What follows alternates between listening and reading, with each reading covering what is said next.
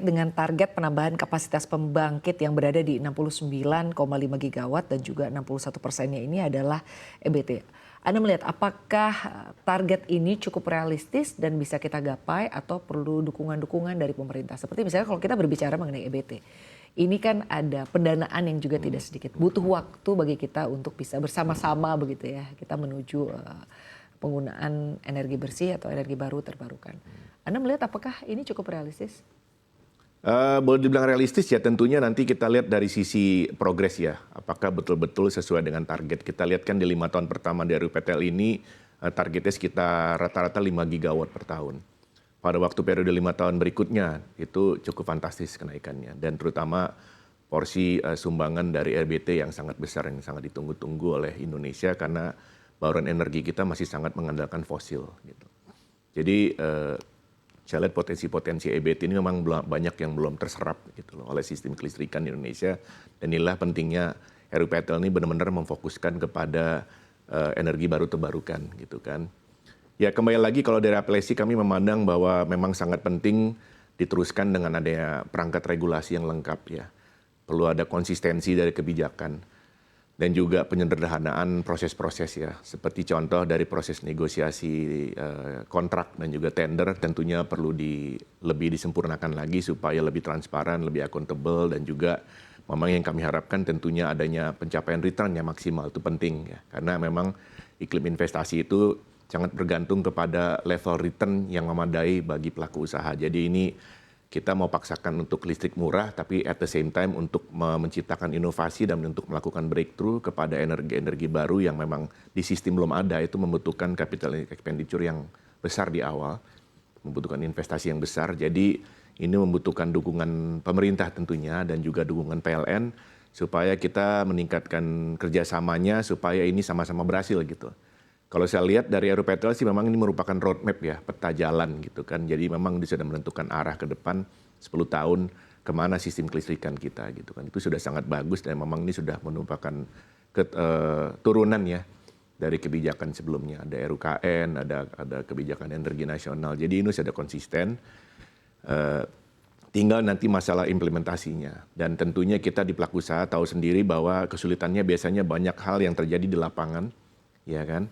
Setelah kita juga mencapai financial close, setelah kita menyelesaikan proses kontrak dengan PLN yang memang biasanya cukup berbelit dan cukup panjang, biasanya mulai ada tantangan-tantangan di lapangan. Seperti misalnya penyerapan tenaga kerja sosial, pembebasan lahan, terus regulasi perizinan yang belum sederhana yang masih perlu disederhanakan lagi. Jadi masih panjang sebetulnya perjuangan. Jadi kembali lagi RUPTL ini akan sangat berhasil kalau didukung semua stakeholder ya. Bukan hanya dari pelaku bisnis, tapi juga dari sisi perbankan, dari sisi BUMN dan juga dari ESDM, semua pemerintah kita harapkan ini betul-betul menjadi RUPTL yang achievable. Bukan hanya target yang sudah disusun sedemikian rupa sangat bagus, tapi nantinya kita harus diubah lagi karena memang ternyata banyak hal yang masih belum bisa dicapai. Baik, lalu selanjutnya jika kita bedah lebih dalam lagi ya, kita lihat ada sumber batu bara sebesar 6,3 gigawatt. Artinya penggunaan batu bara ini masih diizinkan. Apalagi tadi kita sudah sama-sama melihat ya, Pak Bahlil menyampaikan bahwa ini batu bara bukan sesuatu yang haram gitu ya, masih bisa kita gunakan dan sumber energi yang cukup murah. Tanggapan Anda terkait dengan hal ini Pak seperti apa? Ya, kalau dalam itu saya sebenarnya sepakat ya, karena memang batu bara kita masih cukup banyak di Indonesia dan memang dari sisi harga yang paling terjangkau. Tapi kuncinya tentunya lebih kepada bagaimana menyeimbangkan semua. Itu pentingnya makanya saya lihat di bauran energi bahwa komposisi batu bara masih ada, tapi kalau saya lihat dari penambahan RUPTL terakhir ini kan sekitar 60 gigawattan ya, itu hanya 10%-nya dari batu bara, jadi sangat kecil sebetulnya. Jadi ini porsi yang menjadi, yang dulunya sangat dominan menjadi sumber pembangkit yang dibutuhkan karena memang dia mempunyai karakteristik yang sedikit berbeda dibandingkan pembangkit energi listrik yang lain. Contoh batu bara itu sangat ideal untuk menjadi base load. Base load adalah dia menghasilkan output yang konsisten dan terus menerus gitu loh. Ini hanya bisa dihasilkan apabila ada EBT yang bisa menggantikan yang sifatnya juga base load atau bukan intermittent. Jadi dia bisa sekali nyala terus istilahnya gitu loh. EBT yang bersifat base load itu hanya ada geothermal ya dan juga air gitu. Jadi tidak banyak.